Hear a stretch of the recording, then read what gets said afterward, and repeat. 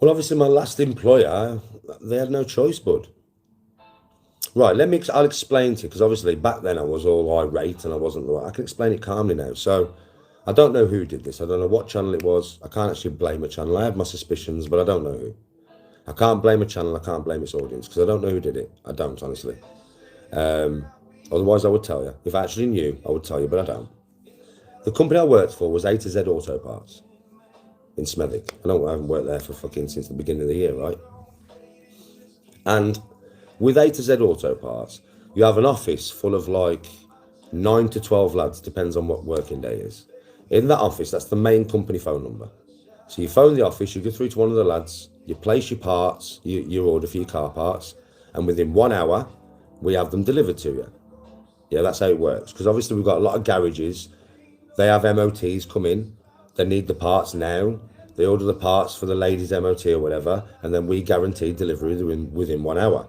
So I didn't go to work and load my van for the day. I went to work and I did between 5 and 7 drops locally, in a local area. Say I'd have Albury and Tipton, yeah, or I'd have Dudley and Smethwick, or I'd have Answorth and Cape, yeah. These were like the drops, so they're very close to each other. So it would take about an hour for me to do 6 drops, 10 minutes a drop. Now I'd come back, I'd reload with another 6, I'd go back out, and I'd come back, I'd reload with another 6, because obviously garages are making orders all day, every day. Now, the trolls on YouTube, and I don't know what channel it was, and I don't know what audience it was, they were phoning my work hundreds of times a day. And the problem it was causing was, because there was phoning so much, there was clogging up all the phone lines, yeah, so customers couldn't get through. Now, they are not contracted to A to Z Auto Parts. Anybody who works in a car garage knows this. There's about 4 or 5 different car park companies you can phone for your parts. So because the trolls were clogging up the phone lines all day, yeah, my company was not receiving the phone calls and the garages couldn't get hold of us. So the garages were phoning other companies like Euro Car Parts, Car and that, you know what I mean? And getting the parts from them, because they've got an MOT waiting there. They've got to get the work out. So they can't wait for us to have the phone lines free when they're not free. So they'll probably try twice, and if the phone line's engaged, then they'll phone another company, yeah? Now, this was happening for a week before I knew anything about it. I did know there was a problem, I knew, because I was one of the fastest runners. So if you're a slow runner there, you get like 4 drops per run. If you're a fast runner, you get between 5 and 7. There was only about 3 of us that got between 5 and 7, because we were fast. Yeah, I used to run into places, and I was very happy. I used to run into places. All right, mate. And he'd be like, safe, Danny. I'd be like, safe. Got your parts, bro? I'd be gone. I mean, so fast. Yeah. So I was going out with like 1s and 2s, man, for a week. And I was like, what the fuck? Nobody said anything to me. And I was like, what the fuck is going on? So, I mean, I don't understand. It's weird. It's just weird.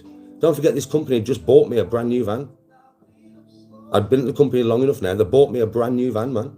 The boss went out and bought me my own brand new van. I'd only had it a couple of weeks before I got the sack.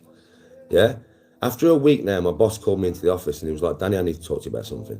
So he called me in and he showed me the lists, bro. He showed me the things that have been said and the amount of phone calls per day and the amount of money the company had lost, considering, you know, to a normal day for the week.